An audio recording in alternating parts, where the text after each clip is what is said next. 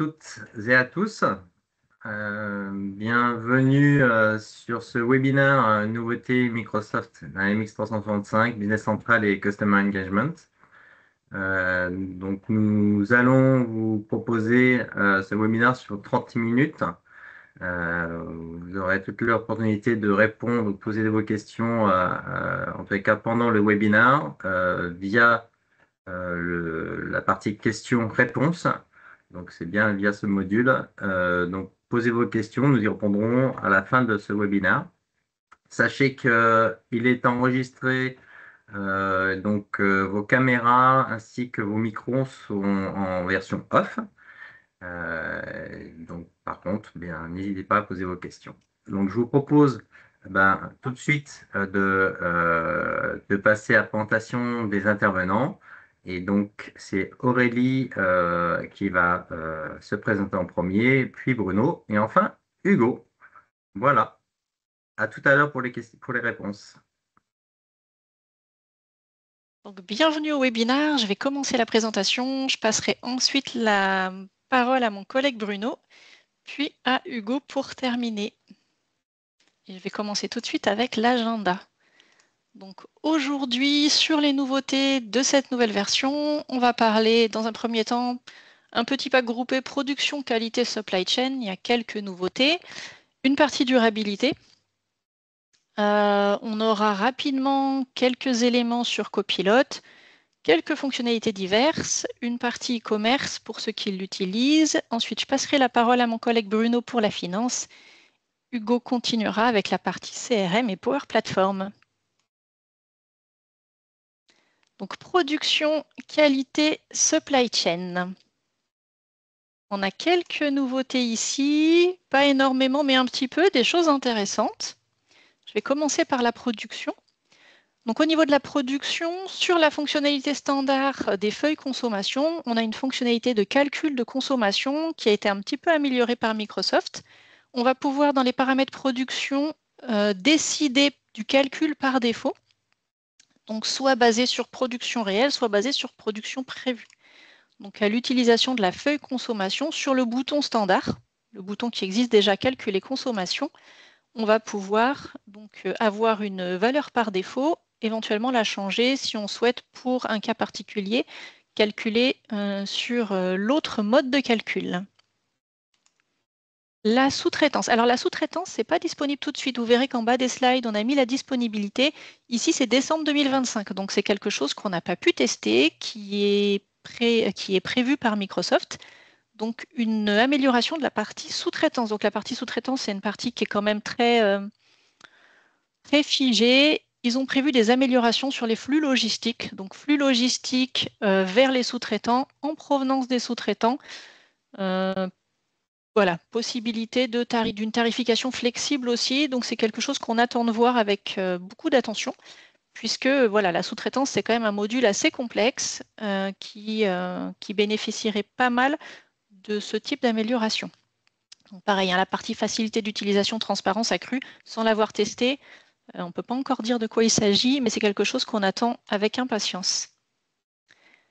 La partie qualité. Donc la partie qualité, c'est quelque chose qui n'était pas très présente sur le module standard. Donc on va avoir bientôt, donc en décembre, la possibilité de voir un petit peu un module d'évaluation de la qualité des marchandises. Donc ça va nous permettre sur les process standards, donc réception, production, assemblage, de prévoir des contrôles qui pourront être manuels ou planifiés avec des plannings. Donc ça, même chose, c'est quelque chose qu'on n'a pas pu tester, mais qu'on attend avec impatience. Donc un petit module qui devrait permettre de faire une qualité, un contrôle qualité, alors je ne pense pas extrêmement poussé, mais qui pourrait être suffisant selon les besoins. Une partie assez intéressante, donc pas très visuelle, donc je n'ai que du texte, qui va permettre d'éviter les blocages entre utilisateurs à l'utilisation de feuilles pour des transactions. Donc les feuilles pour les transactions seront validées en fonction de la numérotation et du type de feuille, ce qui va éviter aux utilisateurs de s'auto-bloquer et de se bloquer les uns les autres à la validation des pages. Donc ça, c'est quelque chose qu'il faut activer. et qui est déjà disponible pour test. Donc attention quand même, ils ont mis une petite note. Si vous avez des extensions qui dépendent d'une valeur attendue à la ligne suivante ou précédente, ça pourrait être un petit peu gênant. Donc il pourrait y avoir des blocages, donc quelque chose à bien tester avant une utilisation. Je vais passer maintenant à la durabilité. Donc la durabilité, c'est un module qui a été mis en place il y a un petit moment et qui est en constante évolution, donc constante amélioration. Comme il est assez nouveau, à chaque nouvelle release, on a des nouveautés sur la partie durabilité. Donc c'est une des parties sur lesquelles on a le plus de nouveautés. On va commencer par un petit blocage assez utile qui permet d'éviter de modifier l'unité de mesure une fois qu'on a commencé à poster des valeurs. Donc jusqu'ici, ce n'était pas le cas. Une fois qu'on avait commencé à entrer des valeurs, on pouvait modifier l'unité de mesure et ça amenait des incohérences. Donc maintenant, il y aura un blocage pour éviter ce type de problème. Alors le scope 3, on en avait parlé au dernier webinaire. Donc, ça permet de suivre sur toute la chaîne logistique les émissions de CO2. Donc, petit à petit, Microsoft rajoute des éléments dans cette chaîne logistique et c'est maintenant les projets qui, en janvier, seront disponibles. Donc, sur les projets, on sera capable de renseigner les émissions de CO2 et comme ça, on pourra avoir une chaîne logistique un peu plus complète. Et les frais annexes. Donc, les frais annexes n'étaient pas inclus dans les émissions de CO2. Maintenant, on pourra rajouter les émissions de CO2 sur les frais annexes et du coup, ils seront basculés sur les articles.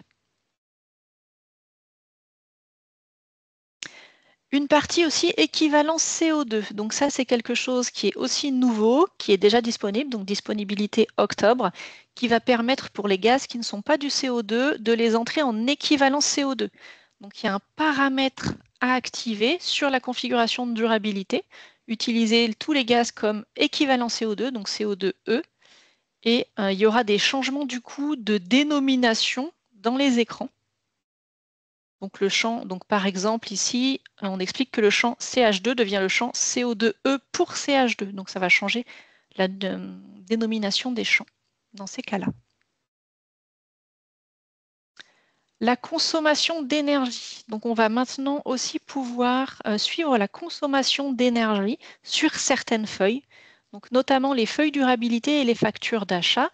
Donc il y a un champ consommation d'énergie qui a été rajouté et il y a aussi un champ qu'on ne voit pas ici qui va permettre de définir quel type d'énergie. Donc on pourra aussi définir si c'est de l'énergie durable ou non. Donc ce sera disponible sur les feuilles de durabilité, sur les factures d'achat.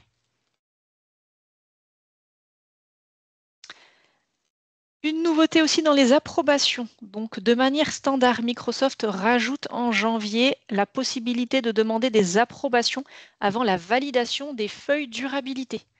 Donc, ça va permettre de les renseigner, faire renseigner par une personne et de demander une validation avant de les valider. Donc, c'est disponible directement dans les modèles flux de travail et on peut l'activer de manière standard. Donc, ça, pareil, en janvier. Disponibilité en janvier. Et puis quelques petites vues du tableau de bord du gestionnaire de durabilité qui a été un petit peu modifié. Donc je vais essayer de passer pas trop vite dessus et un petit peu quand même pour laisser du temps à mes collègues par la suite. Donc voilà, quelques écrans qu'on a directement sur le tableau de bord. Ensuite, bon, il y a des choses qu'on avait déjà évoquées au dernier webinaire, comme toute la chaîne Scope 3, donc ils sont en train d'intégrer l'intégralité de la chaîne, production, assemblage, transfert, etc. Donc ça, c'est des choses qu'on avait déjà vues lors du dernier webinaire parce qu'ils l'avaient annoncé très en avance et on avait commencé à en parler. Copilote. Donc il y a quelques petites améliorations copilote. Donc copilote, on avait eu une plus grosse partie la dernière fois. Donc ça va surtout concerner des améliorations de fonctionnalités existantes. Donc remplissage automatique, résumé. Donc remplissage automatique, pour ceux qui le découvriraient, Copilot permet de faire des propositions de remplissage de champs sur les champs qui ont ce petit logo à l'intérieur, donc les deux petites étoiles. En cliquant dessus, on peut demander à Copilot de faire des suggestions pour renseigner les champs. Donc là, ce qu'ils ont fait Microsoft, c'est qu'ils ont amélioré l'intelligence qui permet de faire les suggestions, puisque voilà, Copilot peut se tromper. Et on rappelle bien entendu que les champs renseignés par Copilote sont toujours sous la responsabilité de la personne qui a demandé à Copilote de renseigner le champ. Donc même si c'est l'intelligence de Copilote qui remplit les champs, bien vérifier tout ce qu'il a noté, il y a un petit résumé à la fin de tous les champs qui ont été renseignés grâce à Copilote et qui doivent être validés par l'utilisateur, puisque c'est l'utilisateur qui est responsable des données qui sont dans le champ et pas Copilote. Donc Copilote, c'est une aide. Et une des nouveautés principales, c'est l'utilisation du web. Donc Copilot va chercher des informations à l'intérieur de Business Central et un petit peu sur le web, donc notamment quand on veut renseigner des informations sur les clients, par exemple, il pourrait aller essayer de chercher le site web, un numéro de téléphone, etc. sur Internet. Donc pareil, à vérifier, hein, il peut y avoir plusieurs entreprises qui s'appellent pareil. Copilot peut se tromper dans la récupération des données. Donc c'est une aide, mais attention à bien contrôler puisque vous restez maître de vos données et c'est vous qui êtes responsable de ce qui s'est écrit dans le logiciel. La fonctionnalité résumée a été améliorée, elle fonctionne mieux avec différentes langues, donc ils ont rajouté des langues. On l'avait déjà au dernier webinaire, j'accélère un petit peu pour que mes collègues aient du temps. Donc c'est une fonctionnalité qui est sur le côté de certaines pages. Donc vous avez une fonctionnalité résumée, une partie résumée dans les informations. Vous pouvez demander à Copilot de faire un résumé qui concerne la fiche sur laquelle vous êtes, notamment la fiche client. Et il va vous faire un petit résumé. Et cette fonctionnalité a été améliorée. Donc en français, elle n'était pas terrible sur la première release. Ça s'est nettement amélioré. Donc c'est toujours l'anglais qui fonctionne le mieux, mais la fonctionnalité, notamment en français, s'est améliorée. Donc les résumés peuvent être intéressants, hein. Donc on peut le faire sur certaines commandes, sur certains clients. D'autres améliorations il y a, amélioration de chat, les agents sont améliorés aussi. Pour la prise de commande, on l'avait présenté la dernière fois. Donc prise de commande directement à partir d'Outlook par exemple, l'agent crée une commande et demande validation. Donc il y a des agents IA qui peuvent être utilisés dans Business Central. Fonctionnalités diverses. Donc, alors, activation de pays et de régions supplémentaires. Donc, Microsoft a annoncé de nouvelles régions et de nouvelles localisations. Alors, c'est pas hyper clair. Ils n'ont pas un planning en nous disant tel ou tel pays sera disponible à telle date. Mais j'ai mis le lien dans le PowerPoint pour vous permettre d'aller voir les pays, si vous êtes intéressés, qui seront disponibles prochainement lorsque Microsoft les annonce. Donc aujourd'hui, il y a environ 70 pays et régions qui sont disponibles. Une chose dont on avait déjà parlé la dernière fois, ajouter des champs et des colonnes en personnalisant les pages. Donc on était obligé, dans beaucoup de cas, il y avait des champs intéressants qui n'étaient pas visibles à l'utilisateur et qu'il n'était pas possible de rajouter en personnalisant. Ils ont augmenté le nombre de champs disponibles, notamment groupes statistiques, l'autorisation de plusieurs groupes comptabilisation dans les modèles, des noms d'eux. Donc souvent, juste le premier nom était disponible dans beaucoup de documents. Le nom d'eux, maintenant, est disponible directement via la personnalisation. Donc j'ai rajouté quelques écrans, donc groupe statistique, par exemple, dans la fiche article, le modèle avec cette petite coche, le nom du client 2 dans les commandes de vente. J'ai bientôt terminé. Il me reste la partie e-commerce. Donc là, j'ai juste un petit slide avec des liens donc, qui seront disponibles quand vous aurez accès aux documents. Donc, c'est surtout des nouveautés Shopify. Voilà, il y a encore eu une mise à jour du connecteur comme à la dernière release. Donc, il n'y a pas énormément de nouveautés par rapport à la release précédente. Et ce sont surtout des informations Shopify. Voilà, j'ai légèrement dépassé par rapport au temps qui m'était imparti. Et je vais maintenant passer la main à mon collègue Bruno, qui va vous parler de la partie finance. Merci beaucoup, Aurélie. Je vais prendre la main. Voilà. Et nous allons passer en mode présentation. Normalement, tout est correct. Bonjour à tous et à toutes. Donc, plus modestement, je vais vous présenter la partie finance et les principales nouveautés présentes sur la release 2025 Wave 2, plus communément appelée BC27. Donc, les quatre points que je souhaite aborder ici même sont la création automatique des fiches d'IMO en acquisition, on va le voir, un changement de groupe comptable sur la fiche salarié, la gestion du futur fichier, donc CAMT 053, je l'expliciterai après bien évidemment, et une fonction très utile que nous allons découvrir ensemble, qui est en fait la fonction mode analyse en multitable. Donc, premier point que je souhaite aborder avec vous, effectivement, nous savons pour ceux et celles qui utilisent le module DIMO, en fait, la notion de quantité est assez aléatoire, enfin, elle est accessoire, dirais-je, mais c'est vrai que la problématique survient quand on fait un flux d'investissement basé sur une notion de quantité. Donc, en fait, Microsoft a rajouté dans les documents de la chaîne achat, ici nous voyons une commande d'achat, bien sûr, on va le trouver dans la facture d'achat, et on peut voir qu'un nouveau champ a été intégré qui s'appelle précisément nombre de fiches d'immobilisation. Ce qui veut dire que lors du processus donc, de saisie, si la ligne est de type immobilisation, en fait, lors de la création de la fiche, il suffira d'indiquer ici le nombre de fiches d'immobilisation. Prenons un cas très simple. J'ai une commande, j'ai une facture basée donc, sur un investissement de type 3 PC. Donc, je vais pouvoir dire au système, je veux créer automatiquement 3 fiches d'immobilisation. Il est évident que ce sont des copies de la fiche que nous voyons ici à l'écran, la 320. Et en fait, que va faire le système? En fait, il va créer des copies de fiches et va éclater le montant au prorata du nombre de fiches. Ce qui veut dire que la répartition par montant n'existera pas. Donc, ce qui va nous donner ici précisément, en résultat, suite à la validation de la facture ou la réception et comptabilisation depuis la commande d'achat, d'avoir automatiquement ici 3 fiches créées automatiquement.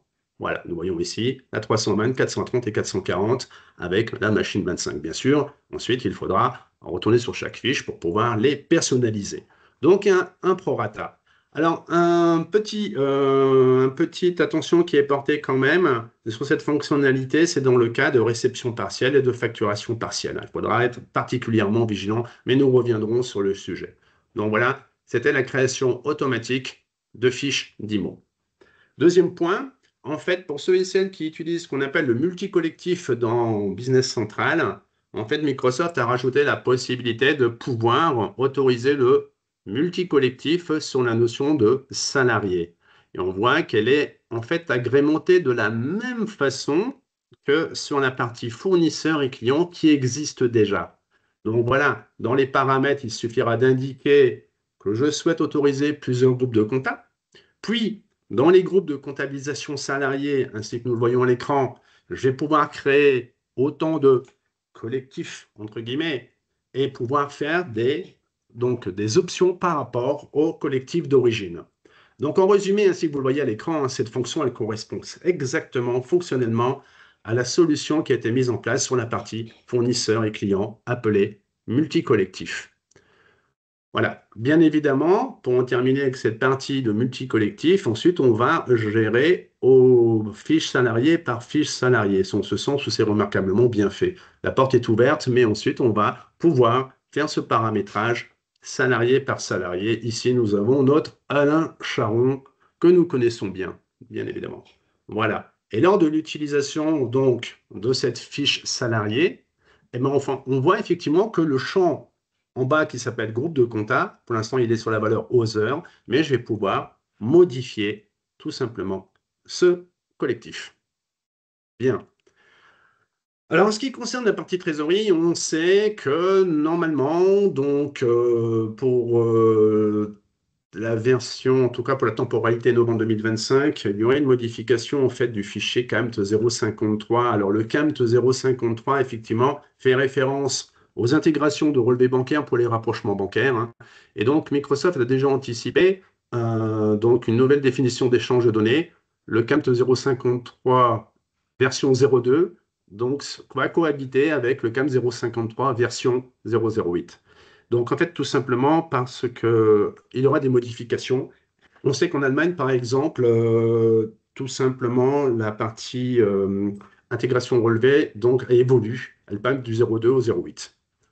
Voilà. Et de façon beaucoup plus globale, d'après les informations que nous avons reçues, d'ici novembre 2026, tous les messages de type MT, alors les messages de type MT, ce sont des fichiers de type texte, donc seront remplacés par des messages de type XML, hein, CAMT, CEPA, c'est la même structure, enfin, c'est la même structure, c'est le même principe. Donc une définition d'échange de données devra être disponible sous peu. Voilà. Dernière grosse amélioration donc, de Business Central. Alors, Nous savons que dans les listes, liste client, liste fournisseur, ici vous voyez une liste d'IMO, en fait un mode d'analyse a été ajouté. Donc il permet effectivement d'afficher des informations et de pouvoir les croiser dans tous les sens. Alors la grosse révolution ici sur cette version, c'est que je vais pouvoir en fait tout simplement croiser des tables. Pour ceux et celles qui utilisent encore le module d'IMO, nous savons qu'il est très compliqué, très difficile, voire impossible, donc d'avoir des reports de restitution qui vont me donner des informations de la fiche d'entête l'entête de la fiche, pardon, et d'avoir des informations correspondant aux lignes. Donc, je fais référence au coût, cumul, VNC et ainsi de suite. Et nous voyons qu'à l'écran, on va passer en mode analyse et une nouvelle fonction est apparue dans laquelle je vais pouvoir ajouter des colonnes. En fait, je vais pouvoir ajouter d'autres sources. Donc ici, dans mon cas, j'aurai la fiche d'entête et j'aurai des sources. Ces sources sont tout simplement les sous-tables de la famille IMO.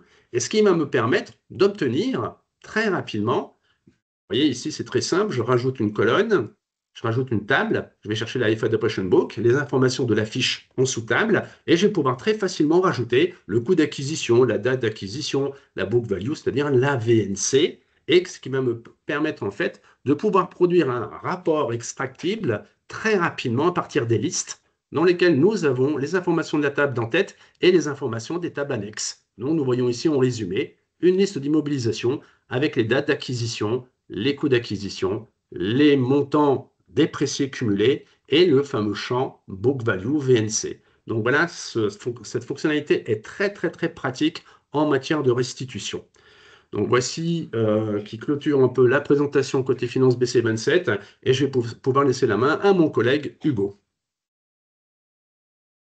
Merci Bruno et bonjour à toutes et à tous. Et on va voir maintenant les nouveautés qui concernent la partie CRM pour cette Wave 2 2025. Donc au sommaire, on va commencer par parler des nouveautés Power Apps qui vont en fait être des nouveautés qui vont être communes à tous les modules CRM. Donc on va voir la possibilité maintenant de rechercher directement dans les vues du CRM avec du langage naturel. Le système va retranscrire finalement du langage naturel en filtre dynamique. La possibilité aussi d'utiliser du collage intelligent dans tous les modules CRM. Dans le module Dynamics 365 Sales, donc vraiment dédié à la gestion avant-vente, gestion prospection, gestion d'opportunités, on va avoir l'ajout d'une visualisation hiérarchique de ces données et également un agent autonome pour la recherche d'informations. Sur le module Customer Service, donc le module qui est vraiment géré à la gestion de la relation client, gestion ticketing, file d'attente d'incidents, etc. On va avoir Copilot qui va nous aider dans la création de modèles d'email et également des recommandations optimisées sur ces mêmes modèles d'email. Enfin, sur Customer Insights, le module marketing de Microsoft pour gérer tout ce qui va être marketing automation, etc. Copilot va pouvoir nous aider à créer des parcours, donc des scénarios de marketing automation. Et on va voir également qu'on a une nouvelle fonctionnalité pour euh, communiquer au bon moment et de façon raisonnée. On va commencer sur la partie Power Apps avec cette nouveauté qui permet de rechercher et filtrer les enregistrements rapidement grâce au langage naturel. Donc, comment ça va se présenter? En fait, dans la barre de recherche qu'on va retrouver au niveau de toutes nos vues quand on navigue dans le CRM pour rechercher des enregistrements, on va avoir la possibilité plutôt que d'utiliser des filtres et de faire ce qu'on appelle une recherche avancée en allant chercher des noms de champs, etc. On va pouvoir directement demander au système, euh, en faisant en rédigeant une phrase finalement, demander au système d'interpréter cette phrase et le système va retranscrire finalement euh, cette phrase en des filtres et donc ça permettra de rechercher les éléments plus rapidement. Et donc ça, c'est une nouveauté qui va arriver courant octobre 2025.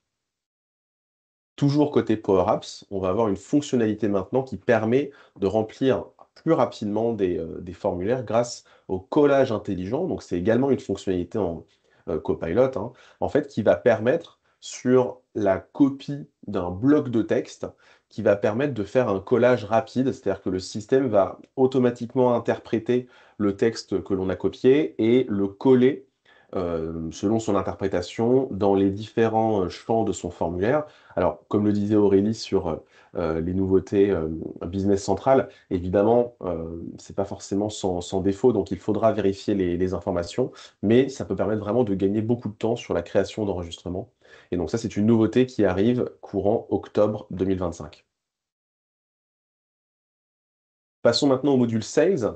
Donc, on va avoir une nouvelle fonctionnalité qui va permettre de visualiser de façon hiérarchique, structurée, les données provenant de plusieurs tables. Alors, on avait déjà quelques fonctionnalités similaires, notamment pour avoir un aperçu de l'organisation d'une entreprise, de voir les différentes relations hiérarchiques entre les contacts d'une entreprise. Le CRM va maintenant permettre de faire ça, mais sur tout un large champ de tables et notamment des tables customisées. Donc, on pourra visualiser comme ça les liens entre les enregistrements de manière plus rapide et plus efficace courant octobre 2025. Toujours dans le module Sales, on va retrouver un agent. Donc, alors c'est évidemment Copilot qui est derrière, hein, qui va permettre de faire des recherches autonomes. Alors, qu'est-ce qu'on entend par là? En fait, l'agent va être capable d'aller se connecter, d'aller rechercher des sources web, des sources publiques pour nous proposer des résultats et nous faire des recommandations directement lorsqu'on va travailler sur nos prospects. Alors évidemment, on pourra choisir derrière de suivre ou non ces recommandations, mais par exemple, Copilot pourra nous proposer un envoi d'email avec un contenu pré-généré et on pourra décider de le publier ou pas.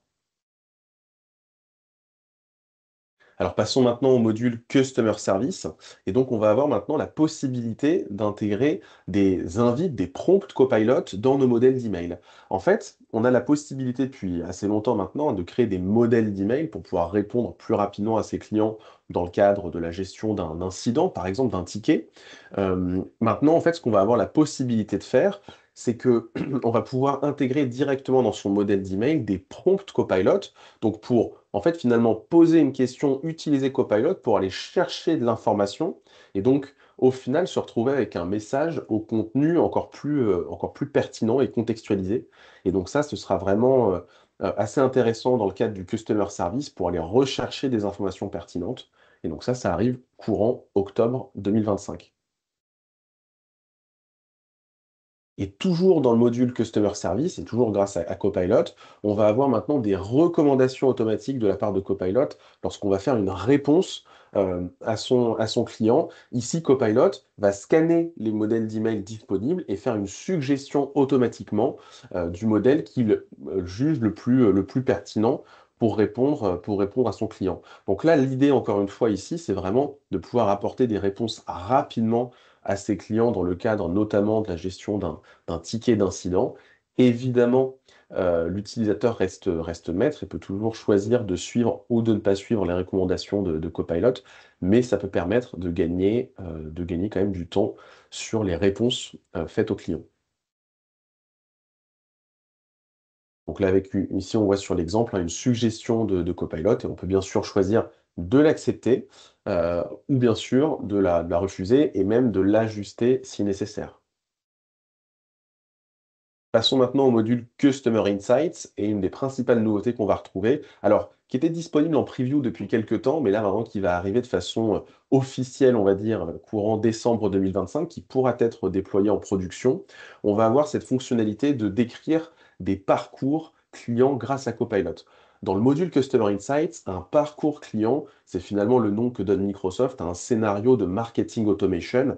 Donc vous allez pouvoir définir un certain nombre de déclencheurs qui vont justement initier des actions marketing, des envois de mails, etc. Et en fonction justement des issues de ces envois, eh ben, ajuster la communication, renvoyer des emails, intégrer les contacts dans des segments marketing, etc. Et donc là, grâce à Copilot, on va pouvoir en fait faire un prompt tout simplement en utilisant du langage naturel pour pré-générer un nouveau scénario de marketing automation, un nouveau scénario de parcours client. Et donc, on va pouvoir faire cette demande rapidement et Copilot va nous faire un résumé qu'on pourra choisir de valider ou non. Et sur la base de ce résumé, on pourra derrière déclencher finalement, créer son parcours client. Et donc ça, c'est une fonctionnalité qui arrivera voilà, officiellement courant décembre 2025.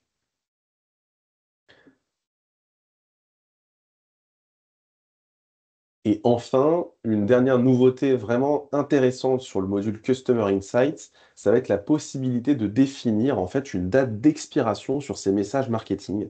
En fait, étant donné qu'on peut avoir plusieurs parcours clients qui agissent en parallèle finalement, l'objectif va être de s'assurer que les communications qui sont utilisées dans ces parcours clients, donc ces communications mail par exemple, soient à jour. Et donc ce qu'on va pouvoir faire, c'est que sur les emails qu'on va créer, les SMS ou autres, on va pouvoir définir une date limite, finalement une date d'expiration, pour s'assurer que passé cette date, la communication ne soit plus utilisée dans les parcours clients.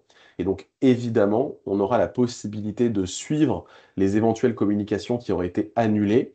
Mais là, ça présente vraiment un intérêt, c'est que on va avoir des communications qui sont envoyées automatiquement et on pourra s'assurer qu'elles sont toujours à jour, en tout cas que les communications qui ne sont plus d'actualité ne soient plus envoyées. Et donc ça, c'est une fonctionnalité qui arrivera courant février 2026. Voilà, donc ça c'était pour les nouveautés sur la partie CRM. Et écoutez, on va pouvoir passer aux questions. Si vous en avez, n'hésitez pas. Et bien sûr, si vous avez d'autres questions par la suite, n'hésitez pas à utiliser les QR codes ici pour nous recontacter sur nos différents réseaux.